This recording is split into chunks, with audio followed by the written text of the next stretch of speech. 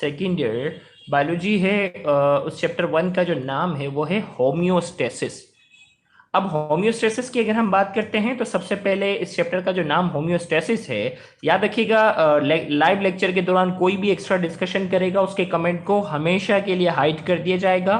फिर वो किसी किस्म की जरूरी बात भी जो है वो कमेंट में नहीं कर सकेगा। इसीलिए कोशिश करो कि जो टॉपिक पढ़ा रहा हूं उस पर आप काइंडली फोकस करें।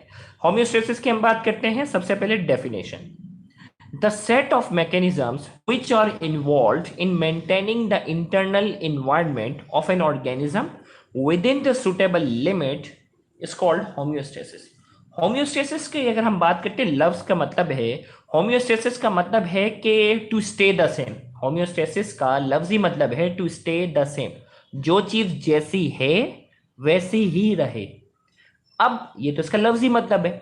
बायोलॉजी में होम्योस्टेसिस का मतलब है कि वो तमाम मैकेनिज्म, सेट ऑफ मैकेनिज्म्स की बात हो रही है, वो तमाम मैकेनिज्म्स जो किसी भी जानदार के इंटरनल इन्वायरमेंट यानी अंदरूनी माहौल, मिसाल के तौर पर अंदरूनी माहौल की अगर मैं बात करता हूं कि इंसान का जो बॉडी टेम्परेचर है, इंसान का जो नॉर्मल बॉडी टेम्परेचर है वो 37 डिग्री सेंटीग्रेड है। अगर ये टेम्परेचर 37 से अगर ज्यादा हो जाए तो हम कहते हैं बुखार आ गया। और अगर ये बॉडी टेम्परेचर 37 से अगर कम हो जाए तो हम कहते हैं हाइपोथर्मिया हो गया। हाइपोथर्मिया ज्यादातर होता है बड़ी उम्र के लोगों को, ओल्ड एज में हाइपोथर्मिया होता है। यंग एज में हाइपोथर्मिया के चांसेस जो है वो थोड़े से कम होते हैं। तो हमने कहा ये हमारा इंटरनल इन्वायरमेंट है ना। सेम इसी तरीके से हमारी ब्लड की पीएच जो है वो 7.35 से लेकर 7.45 के दरमियान है। अगर ये पीएच डिस्टर्ब होगी तो एंजाइम सही तरीके से काम नहीं कर सकेंगी। अगर ये टेम्परेचर डिस्टर्ब होगा तो एंजाइम सही तरीके से काम नहीं कर सकेंगे। तो हमने कहा कि वो तमाम मैकेनिज्म जो किसी भी जानदार के अंदरूनी माहौल की बात हो रही, इंटरनल इन्वायरमेंट, जैसे बॉडी टेम्परेचर, वाटर, ये सारी चीजें जो है वो इंटरनल इन्वायरमेंट में आती हैं। तो हमने कहा maintaining the internal environment of an organism with in the suitable limit, जो कि उसको मेंटेन रखते हैं सुटेबल लिमिट में। जैसे हम भाग दौड़ करते हैं ना, कोई एक्सरसाइज कर रहे होते हैं तो हमारी बॉडी का टेम्परेचर क्या हो जाता है, हमारी बॉडी का टेम्परेचर जो है वो क्या हो जाता है, बढ़ जाता है। और बॉडी टेम्परेचर जैसे ही क्या होता है हमारा, जब बढ़ जाता है तो पसीना आना शुरू हो जाता है। क्योंकि पसीने जो है वो क्या है, पसीने जब एवापोरेट होते हैं तो evaporation is a cooling process. हमारी बॉडी के टेम्परेचर को क्या करता है, वो मेंटेन रखता है। तो जब भी हमारी बॉडी का टेम्परेचर बढ़ेगा, हमें गर्मी लगती है तो हमें फौरन से पसीने आना शुरू जाते हैं। क्योंकि अल्लाह ताला ने हमारी बॉडी के अंदर एक निज़ाम बनाया हुआ है जिसकी वजह से, बहुत सारे मैकेनिज्म बनाए हुए हैं जिसकी वजह से हमारा अंदरूनी बॉडी का जो निज़ाम होता है वो क्या रहता है, मेंटेन रहता है एक सुटेबल लिमिट में। उन तमाम मैकेनिज्म को हम क्या नाम देते हैं, होम्योस्टेसिस का नाम देते हैं। अब प्रोसेसेस ऑफ होम्योस्टेसिस की अगर हम बात करते हैं, तीन प्रोसेस हमारे पास हैं, processes of homeostasis. Following are the processes of homeostasis. अब अंदरूनी माहौल को मेंटेन रखने में हमारे पास जो है एक आता है थर्मोरेगुलेशन। थर्मोरेगुलेशन का मतलब है बॉडी टेम्परेचर को मेंटेन रखना। The maintenance of body temperature of an organism with in the suitable limit is called thermoregulation. एक सुटेबल लिमिट में किसी भी जानदार के बॉडी टेम्परेचर को क्या रखना, मेंटेन रखना, ये किस कैटेगरी में आ जाता है, थर्मोरेगुलेशन में। अगर ये बॉडी टेम्परेचर सुटेबल लिमिट से ज्यादा होना शुरू हो जाएगा, फौरन से पसीने आएंगे और उसको सुटेबल लिमिट के अंदर लेकर आएंगे। लेकिन बुखार एक एबनॉर्मल कंडीशन है, फीवर एक एबनॉर्मल कंडीशन है जिसमें हमारी बॉडी में कोई इंफेक्शन होता है जिसकी वजह से जानबूझकर हमारी बॉडी जो है अपनी बॉडी का टेम्परेचर क्या हो जाते हैं, बढ़ा देते हैं, पसीने नहीं आते। आपकी ऑब्जर्वेशन रही होगी, बुखार में पसीने नहीं आते। जब भी बुखार के बाद पसीने आना शुरू हो जाते हैं, जब भी बुखार के बाद पसीने आना शुरू हो जाते हैं, बॉडी टेम्परेचर क्या हो जाता है, कम हो जाता है, बुखार कम हो जाता है। लेकिन जब फीवर 102, 103 या 104 तक होता है, तब उस वक्त पसीने बिल्कुल नहीं आ रहे हो तो उस पर हम क्या करते हैं, पानी की ठंडी पट्टियां रखते हैं, उसके हाथ मुंह धुलवा देते हैं ताकि उसके बॉडी का टेम्परेचर क्या हो, मेंटेन होने की कोशिश करे। तो होम्योस्टेसिस के अंदर एक कैटेगरी आ जाती है, वो है थर्मोरेगुलेशन। और थर्मोरेगुलेशन में हमने कहा कि बॉडी के टेम्परेचर को क्या होना, मेंटेन होना with in the suitable limit, ये कहलाता है थर्मोरेगुलेशन। एक तो बॉडी के टेम्परेचर को मेंटेन रखना। दूसरा होम्योस्टेसिस के अंदर जो चीज आ जाती है वो क्या है, एक्सक्रीशन। एक्सक्रीशन की अगर हम बात करते हैं, the removal of excess, unwanted और toxic substance from the body is called excretion. हमारे बॉडी से किसी भी चीज का जो एक्सेस है, एक्सेस का मतलब जरूरत से ज्यादा। मिसाल के तौर पर अगर हम पानी बहुत ज्यादा पी लेते हैं, मिसाल के तौर पर जब हम पानी बहुत ज्यादा पी लेते हैं तो हमें यूरिन बहुत बार बार आना शुरू हो जाता है। यूरिन जब बार बार आ रहा है तो क्यों यूरिन बार बार आ रहा है? क्योंकि हमारी बॉडी के अंदर वाटर क्या है, एक्सेस अमाउंट में। हर वो चीज जो हमारे जिस्म में एक्सेस अमाउंट के अंदर है उसका जिस्म से बाहर निकल जाना एक्सक्रीशन कहलाता।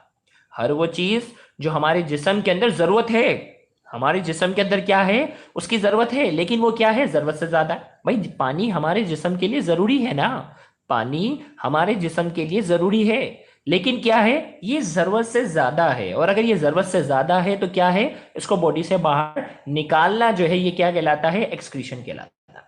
इसी तरीके से एक्सेस के साथ साथ हमने कहा अनवांटेड, ऐसी चीजें जिनकी हमारे जिस्म को जरूरत नहीं है।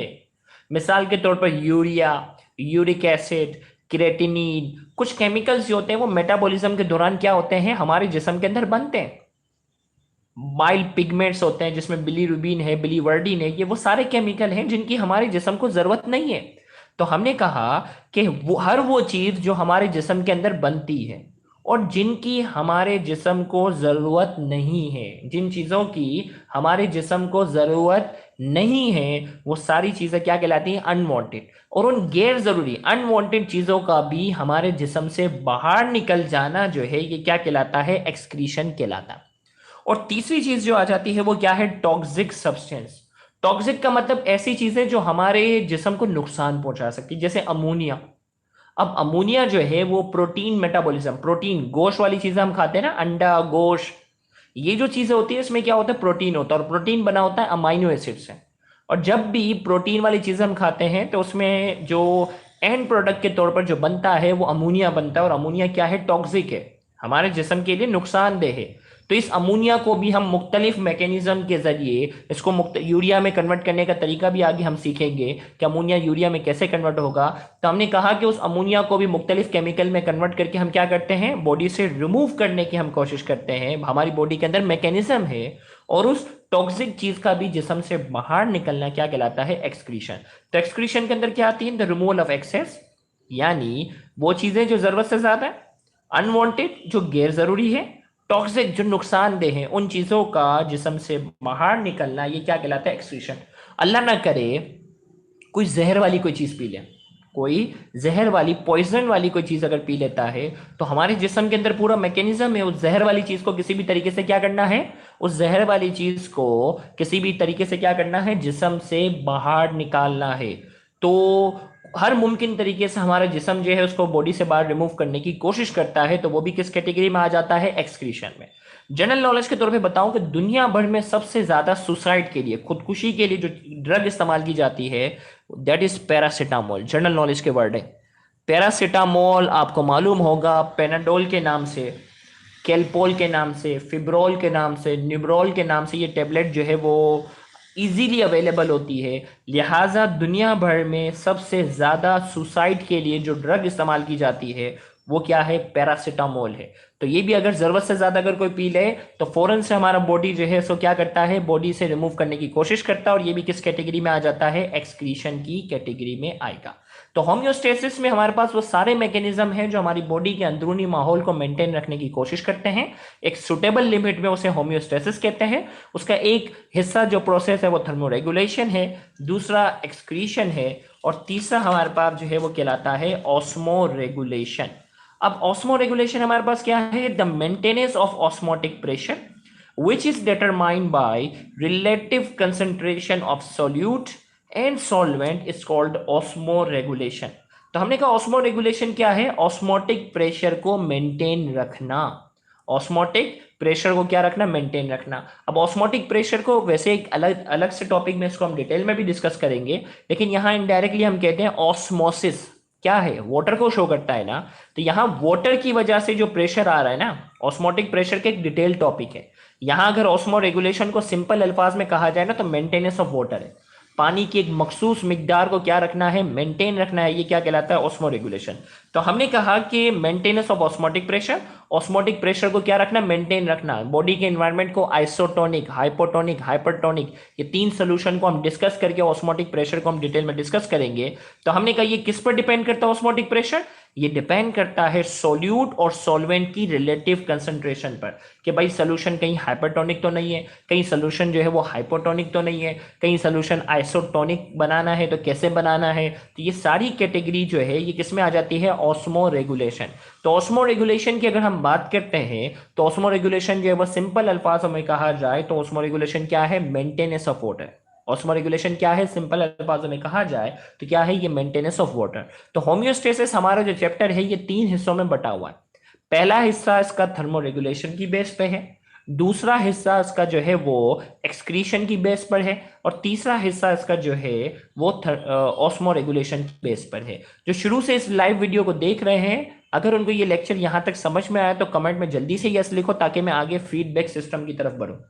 जो शुरू से इस लेक्चर को लाइव सुन रहे हैं, अगर उनको ये समझ में आ रहा है तो जल्दी से कमेंट में यस लिखो ताकि हम आगे बढ़ सकें।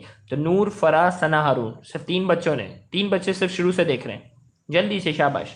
तो जो बच्चे इस वक्त लाइव हमें देख रहे हैं उनको यहां तक की बातें समझ में आई हैं तो कमेंट में यस लिखें। अब अचानक से तेजी से इतने सारे कमेंट यस से आ गए। चले मैं, अब हम ऑस्मो रेगुलेशन के बाद हम यहां डिस्कस करने जा रहे हैं वो क्या है, फीडबैक मैकेनिज्म। क्या है भाई, फीडबैक मैकेनिज्म। फीडबैक मैकेनिज्म की हमारे पास डेफिनेशन क्या है, the check and balance mechanism of homeostasis is called feedback mechanism.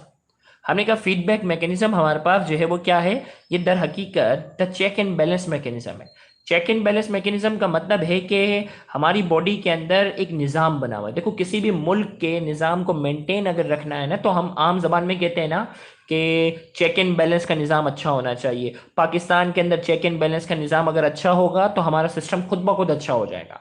तो इसी तरीके से हमारी बॉडी के अंदर अल्लाह ताला ने एक चेक एंड बैलेंस का निज़ाम बनाया हुआ है। मतलब बॉडी के इंटरनल इन्वायरमेंट को मेंटेन रखने के लिए, बॉडी के इंटरनल इन्वायरमेंट को मेंटेन रखने के लिए अल्लाह ताला ने एक निज़ाम बनाया हुआ है चेक एंड बैलेंस का। और वो चेक एंड बैलेंस का जो निज़ाम है वो क्या है, फीडबैक सिस्टम कहलाता है।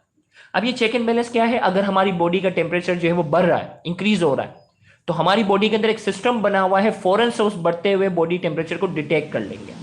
इसी तरीके से हमारे बॉडी के अंदर पानी की कमी हो रही है, हमारी बॉडी के अंदर फौरन से अगर पानी की अगर जिस्म के अंदर कमी हो रही है तो चेक एंड बैलेंस का निज़ाम हमारी बॉडी के अंदर बना हुआ है।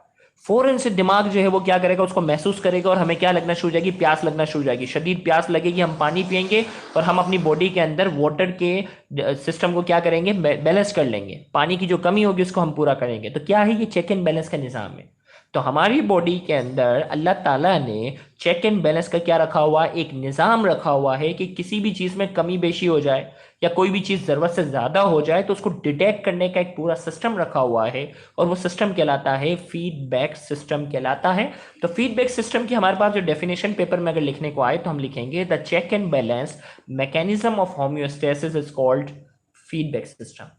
जो होम्योस्टेसिस के निज़ाम यानी बॉडी के इंटरनल इन्वायरमेंट को मेंटेन रखने के लिए जो अल्लाह ताला ने हमें चेक एंड बैलेंस मैकेनिज्म दिया हुआ है उसे हम कहते हैं फीडबैक सिस्टम। अब ये फीडबैक सिस्टम जो है ये 2 किस्म का है। There are 2 types of feedback system. हमारे पास जो ये फीडबैक सिस्टम है ये कितनी किस्म का है, दो किस्म का। एक कहलाता है पॉजिटिव फीडबैक और एक कहलाता है नेगेटिव फीडबैक। याद रखिएगा ये फीडबैक हम आम तौर पर नॉर्मल लैंग्वेज में भी ये वर्ड हम यूज करते हैं कि यार फलां बंदे ने कैसा फीडबैक दिया आपको, फलां बच्चों ने जो है वो कैसा फीडबैक दिया। एक टीचर जो है वो पढ़ाने जाता है, एक टीचर जो है ये पढ़ाने जाता है और बच्चे जो है वो क्लास में रिस्पॉन्स ही नहीं दे रहे अच्छे तरीके से, तो हम क्या कहते हैं कि यार बच्चों ने अच्छा फीडबैक नहीं दिया। और अगर एक टीचर क्लास में पढ़ाने जाता है और पढ़ाने से वक्त क्या हो गया कि बच्चे जो है वो तवज्जो से बात सुन रहे हैं, हर चीज़ का सही जवाब दे रहे हैं, तो हम क्या कहेंगे, हम कहेंगे कि क्या हुआ है, अच्छा फीडबैक दिया बच्चों ने। सेम इसी तरीके से जैसे मैं लाइव लेक्चर लेता हूं और लाइव लेक्चर में क्या हो रहा है कि कभी कभार ऑडियंस की पार्टिसिपेशन बिल्कुल कम होती है, 4, 5, 10, 15, 20 जैसे बच्चे देख रहे होते हैं, तो अक्सर हम कहते हैं यार फीडबैक इस लेक्चर का अच्छा नहीं मिला। बिल्कुल लिटरली अगर 20-22 या बच्चे देख रहे होते हैं तो मुझे पर्सनली फील होता है कि यार ये फीडबैक अच्छा नहीं मिला। लेकिन जैसे कि जो फिजिक्स के लेक्चर में लिया करता था, तो लास्ट टाइम जो लास्ट लेक्चर जो एग्जाम के डेज में थे उसमें 100 से ज्यादा बच्चे पार्टिसिपेंट थे, 134 बच्चे बराह रास्त जो है वो सुन रहे थे। तो मुझे लगा कि यार बच्चों ने क्या किया है, फीडबैक अच्छा दिया। तो ये फीडबैक का जो वर्ड है ये आमतौर पर पॉजिटिव फीडबैक या नेगेटिव फीडबैक, ये नॉर्मल वर्ड नॉर्मल लैंग्वेज में भी हम यूज करते हैं। अब यहाँ जो है पॉजिटिव फीडबैक बायोलॉजी में क्या, पॉजिटिव फीडबैक जो है ये बायोलॉजी में क्या। अब देखें भाई, तो पॉजिटिव फीडबैक की डेफिनेशन बनती है the positive response in relation to any change in the internal environment is called positive feedback. हमने कहा कौन सा रेस्पॉन्स मिलना, पॉजिटिव रेस्पॉन्स मिलना। क्या मिलना हमें, पॉजिटिव रेस्पॉन्स जो है वो क्या मिलना, हमें बॉडी के अंदर जो है वो क्या मिलना है, पॉजिटिव रेस्पॉन्स मिलना है in relation to any change. कोई भी तब्दीली के खिलाफ जब हमारी बॉडी जो है वो कौन सा रेस्पॉन्स देती है, पॉजिटिव रेस्पॉन्स अगर देना शुरू कर दे तो वो क्या कहलाता है, पॉजिटिव फीडबैक। अब ये पॉजिटिव रेस्पॉन्स क्या है, मैं मिसाल से समझाता हूं। हीट स्ट्रोक, हीट स्ट्रोक जो है कंडीशन है जिससे कई लोग जो है वो कराची में मर गए थे, बल्कि सिंध भर में आज से तकरीबन 4 साल पहले की अगर हम बात करें तो हीट स्ट्रोक से तकरीबन 2000 के करीब जो लोग थे वो कराची में मर गए थे।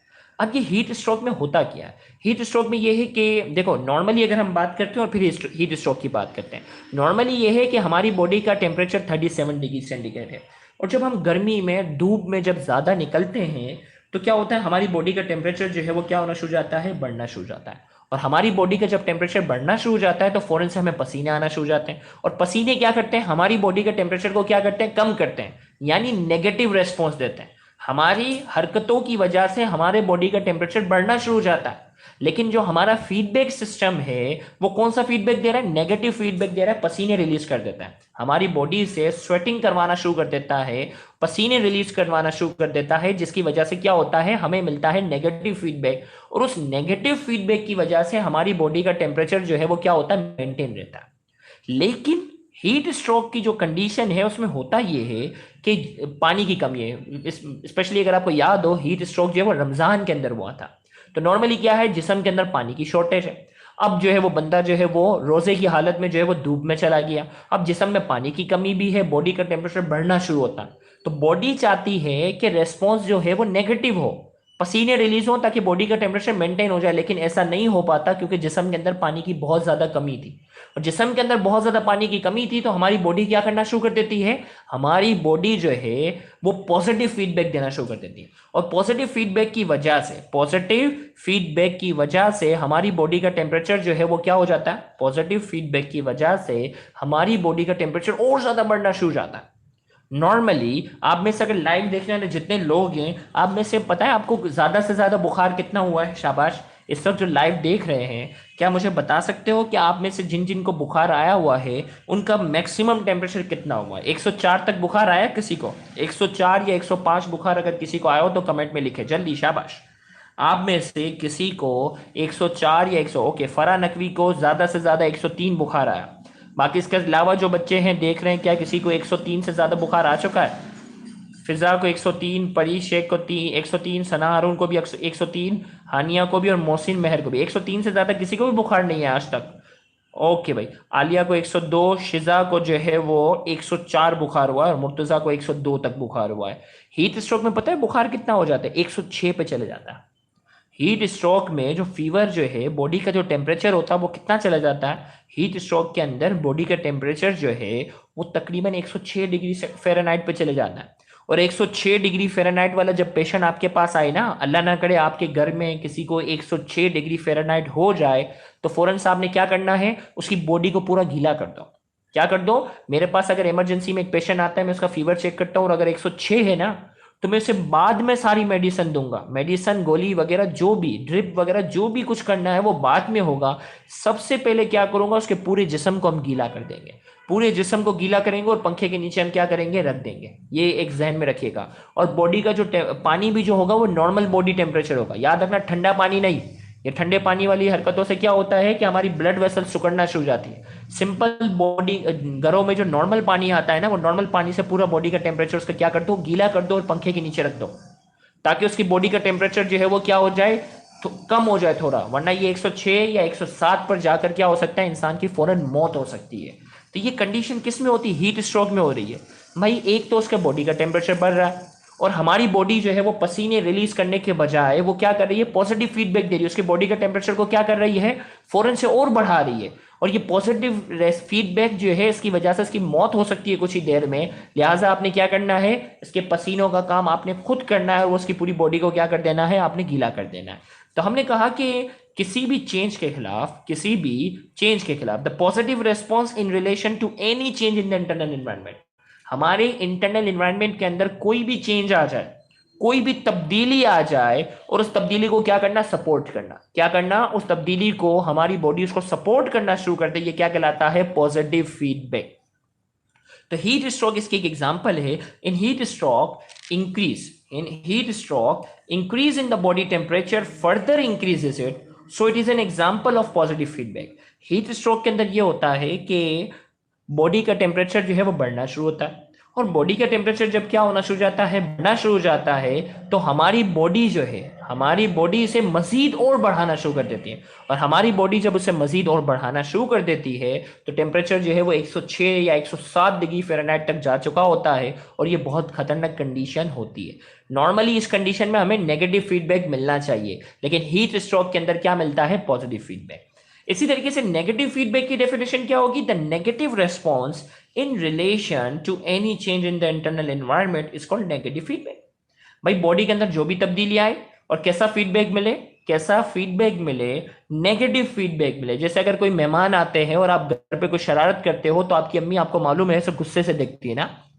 कभी आप बचपन में शरारत कर रहे होते हैं और घर पे मेहमान आए हुए होते हैं और आपकी शरारत पर क्या मिल रहा होता है, आपकी अम्मी आपको पॉजिटिव फीडबैक नहीं देती है, उसे गुस्से से दूर से आंखें दिखा रही होती है, और वो कौन सा फीडबैक मिलता है, नेगेटिव फीडबैक मिलता है। और उस नेगेटिव फीडबैक को हम सुनते ही, देखते ही हम क्या होते हैं, हम जो है वो हरकत करना छोड़ देते हैं और अपनी रूटीन पे क्या करते हैं, अच्छे बच्चे बनकर हम क्या हो जाते हैं, बैठ जाते हैं। आप में से कितनों के साथ हुआ ऐसा कि कोई भी शरारत की हो मेहमानों के सामने और आपको आपकी अम्मी ने जो है वो गुस्से से आपको देखा हो और आपने फौरन से वो हरकत करना क्या कर दियो, छोड़ दियो? किसी के साथ हुआ ऐसा? सना के साथ ऐसा हो चुका है। चले भाई, और किसी के साथ नहीं हुआ ऐसा? चले भाई, सना शरारती है, इसका मतलब और कोई शरारती नहीं है। तो कभी भी क्या होता है, मेहमान के सामने हम कोई जैसी शरारत करते हैं तो क्या होता है कि हमें घर वालों की तरफ से क्या मिलता है, घर के बड़े लोगों की तरफ से मिलता है नेगेटिव फीडबैक। तो हमारी बॉडी में भी क्या होता है, कभी कभार कोई तब्दीली आती है हमारी बॉडी के अंदर भी, क्या आती है। ओके, शिजा ने लिखा my little brother always does this. हाँ, अपने छोटे भाई की तुम तस्वीरें भी लगाती हो व्हाट्सएप पे। ओके, तो बिल्कुल, तो अक्सर जो छोटा भाई और ये होता है ना, वैसी शरारत करता है, और हम अब इस लेवल पर आगे हम उसे गुस्से से देखते हैं कि भाई चुप हो जा, बेइज्जती नहीं करवा, तो वो हम कौन सा फीडबैक देते हैं, नेगेटिव फीडबैक देते हैं। तो अक्सर हमें ये करना पड़ता है। तो हमने कहा कि the negative response in relation to any change in the internal environment, हमारे इंटरनल बॉडी के इंटरनल एनवायरनमेंट के अंदर कोई भी चेंज आए और हमारी बॉडी उसे कैसा रेस्पॉन्स दे, नेगेटिव रेस्पॉन्स दे, उसे हम कहते हैं नेगेटिव फीडबैक।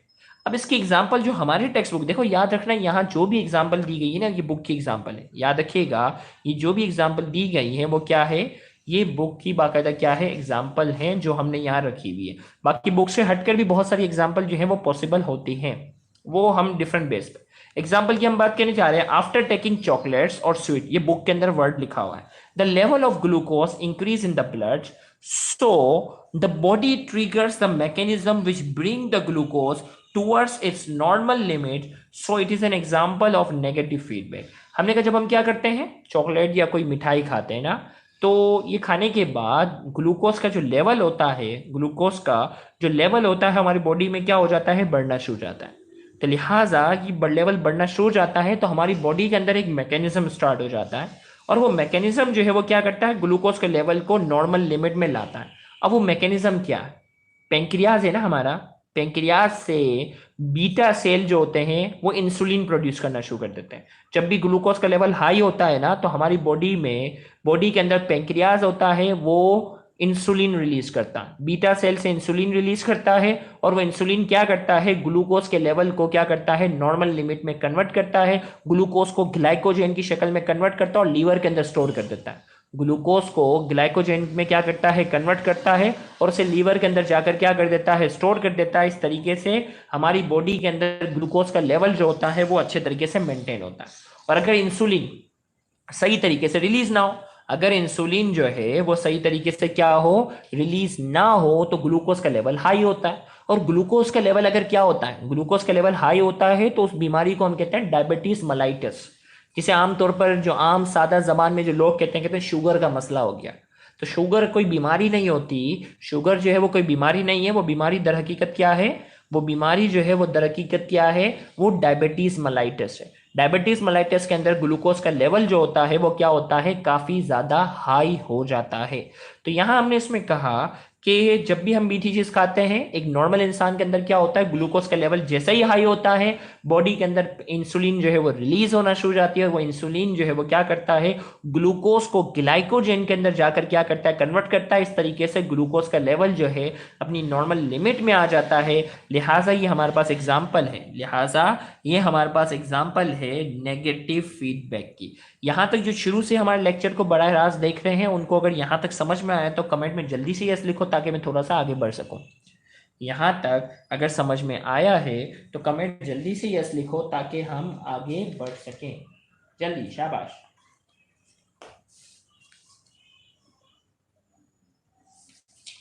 ग्लूकोज का लेवल बेटा अलग कैटेगरी आ गई। देखो तुम एक्स्ट्रा सवाल पूछो, अब सोचो एक डॉक्टर से तुम अगर बायोलॉजी के बारे में एक्स्ट्रा सवाल पूछोगे ना, वो जज्बाती हो जाएगा। अब अगर तुम पूछना चाहते हो तो मैं बताता हूँ, चलो अब तुम मुझसे एक्स्ट्रा सवाल पूछो ना। अब देखो भाई, ग्लूकोज है ना, तुमने जब सवाल पूछा है तो मैं तुम्हें बताता हूँ ग्लूकोज का लेवल, थोड़ी सी एक्स्ट्रा इन्फॉर्मेशन जो है ना। अब ग्लूकोज का लेवल जो है ना, तीन तरीके से हम जो है ना, बेसिकली दो तरीके से हम चेक करते हैं। एक कहलाता है आरबीएस, एक क्या कहलाता है, एक मिनट थोड़ा सा कैमरा फोकस करते हैं, एक कहलाता है आरबीएस, एक कहलाता है एफबीएस। ग्लूकोज का लेवल पूछा ना। आरबीएस हमारे पास क्या होता है, ये कहलाता है रैंडम ब्लड शुगर। क्या कहलाता है ये कहलाता है रैंडम ब्लड शुगर। और एफबीएस क्या कहलाता है, fasting blood sugar. Fasting blood sugar है। रैंडम ब्लड शुगर जो है किसी भी इंसान की जो रैंडम ब्लड शुगर जो है वो 80 से लेकर 180 मिलीग्राम पर डेसीलीटर तक होनी चाहिए। 80 से लेकर 180 तक रैंडम ब्लड शुगर की अगर हम बात करते हैं किसी भी इंसान की। रैंडम का मतलब क्या होता है, खाया पिया अचानक से। रैंडम का मतलब होता है अचानक से। भाई भाई दिन भर सुबह शाम मैंने कोई भी चीज खा रहा हूं और मुझे अचानक से क्या करना है, ग्लूकोज चेक करना है ना। तो ब्लड के जरिए मैंने क्या किया, ग्लूकोज चेक किया, तो ब्लड के जरिए जो मेरा ग्लूकोज आना चाहिए वो 80 से लेकर 180 के दरमियान होना चाहिए। अगर 80 से कम है तो क्या होगी, कमजोरी है ना। 80 से कम है, 70 है, 60 है, तो हम कहेंगे फौरन से इसको क्या करो, जूस पिलाओ, इसका ग्लूकोज कम हो गया है। और ग्लूकोज कम होने की वजह से उसको क्या हो गई है, कमजोरी हो गई है। और इसी तरीके से 180 से अगर ज्यादा आ रहा है तो हम शक का इजहार करेंगे कहीं से डायबिटीज मलाइटस ना हो। 180 से कहीं अगर ज्यादा है, क्योंकि आम इंसान का 180 से ज्यादा नहीं होना चाहिए। तो ग्लूकोज जो है वो रैंडम, मतलब हम खाना पीकर नाश्ता वाश्ता करने के बाद अगर ग्लूकोज हम चेक करवाते हैं या दिन में कभी भी किसी भी टाइम पर हम चेक करवाते हैं, वो कहलाता है रैंडम ब्लड शुगर। और रैंडम ब्लड शुगर जो है वो क्या है, 80 से लेकर 180 के दरमियान होनी चाहिए। एक कहलाती है fasting blood sugar. Fasting blood sugar हमारे पास ये है कि हमने जो है वो 12 घंटे तक कुछ भी खाया पिया ना हो। हम कहते हैं ना मरीज को, भाई 180 तक अगर किसी का शुगर 180 से थोड़ा ज्यादा आ गया, अब हमें डाउट हो रहा है कि कहीं से डायबिटीज मलाइटिस तो नहीं है, तो हम उसे कहेंगे कि एक काम कीजिएगा कि कल जो है वो आप निहार मुंह, एक होता है ना मरीजों को हम कहते हैं निहार मुंह, अपना जो है वो शुगर का टेस्ट करवाइएगा। और निहार मुंह जो शुगर का टेस्ट जो होता है, जिसमें हम उसे कहते हैं कि कम से कम 10 से 12 घंटे तक आपने कुछ भी नहीं खाना। और 10 से 12 घंटे तक आपने जो है वो कुछ भी नहीं खाना। और वो हमारे पास जो है उस वक्त जो शुगर का हम टेस्ट करते हैं वो क्या कहलाता है, फास्टिंग ब्लड शुगर।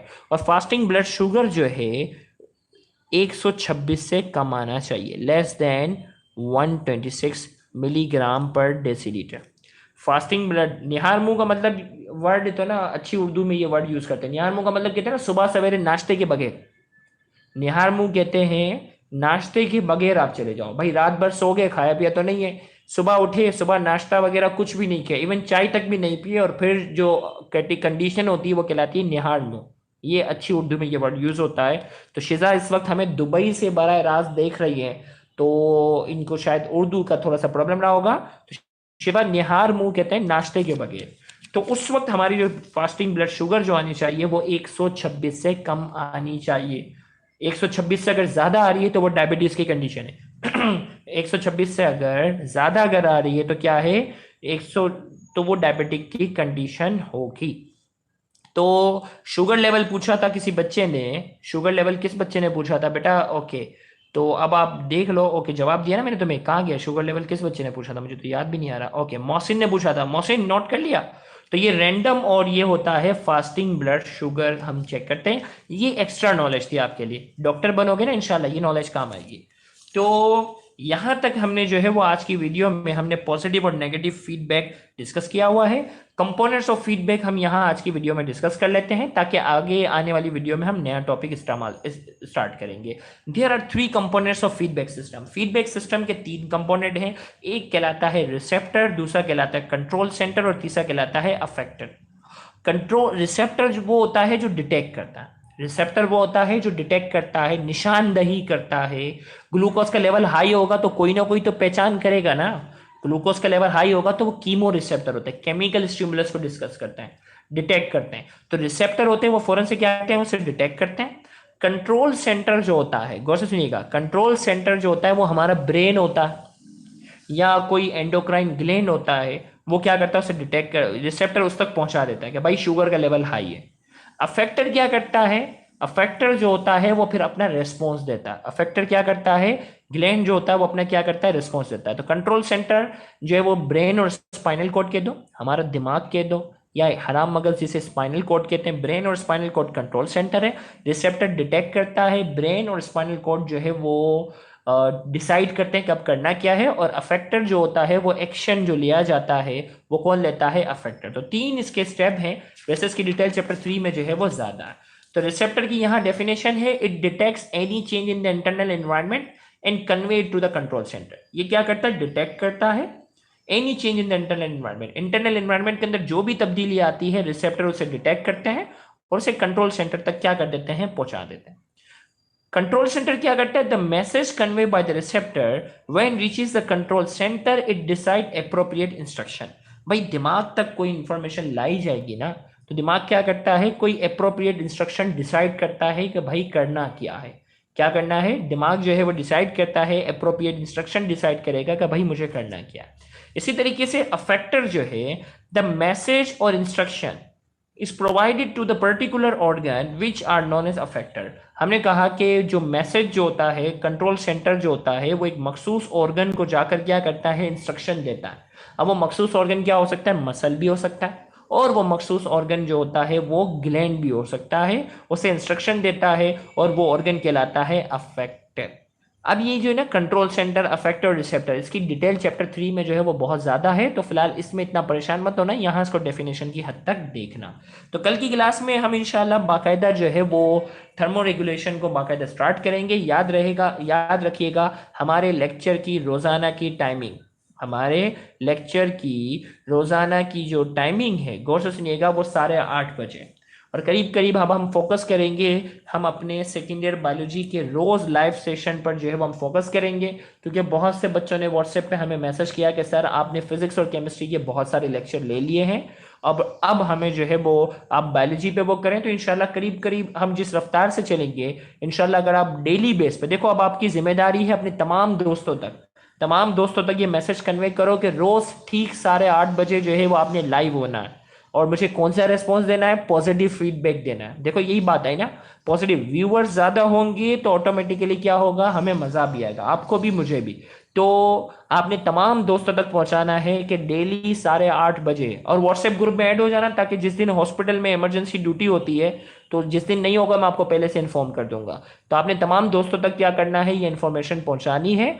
तो व्हाट्सएप वाले जो भी हो बेटा, अपनी क्लास का नाम मुझे सेंड कर देना, ताकि जो है वो मैं आपको उस हिसाब से अपडेट करता रहूंगा। तमाम बच्चों को बता देना कि सेकेंड ईयर बायोलॉजी के रोजाना 8:30 बजे लेक्चर होगा, और इंशाल्लाह करीब करीब हम 1.5 से 2 महीने में, अगर हम बाकायदगी से अगर रहे ना, तो 1.5 से 2 महीनों के अंदर इंशाल्लाह हम पूरा कोर्स भी कंप्लीट कर सकते हैं। 1.5 से 2 महीनों में सेकेंड ईयर बायोलॉजी का पूरा कोर्स हम क्या कर सकेंगे, हम कवर कर लेंगे, और फिर फर्स्ट ईयर बायोलॉजी भी हम बाकायदा स्टार्ट कर सकेंगे। सही है भाई, thank you very much, Allah Hafiz.